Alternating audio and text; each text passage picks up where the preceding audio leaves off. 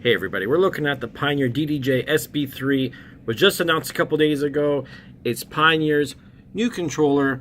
It's the entry-level guy, but it has a lot of cool features. Some features people are going to totally hate, such as that pad scratch right there. What this means is you can hit a pad, it has 8 different scratch routines basically.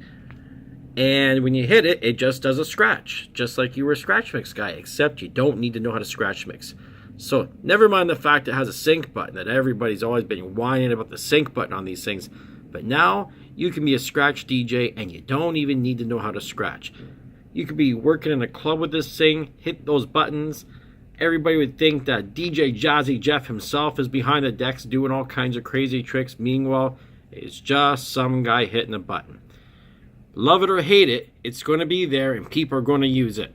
The build quality on this thing, from the picture anyways, looks pretty nice. But of course, this is just a picture. It's probably not even an actual picture. It's probably just like, a 3D mock-up or something.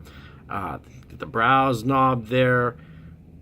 It looks pretty substantial. Filter knobs. Hot cues, you got your effects fade. It always amazed me too that this is a cheap little controller, and for some reason Pioneer packs in all these cool features, but yet the DDJ SZ doesn't have this stuff. The SX2 doesn't have any of this stuff.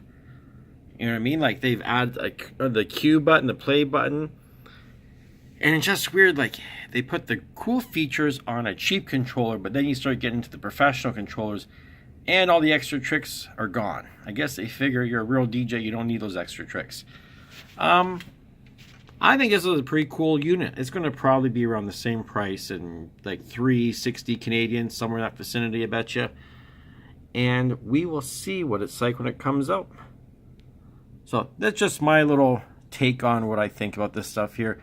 If you guys have any griefs or issues with the whole push a button to scratch mix, leave something in the comments. We can talk about it.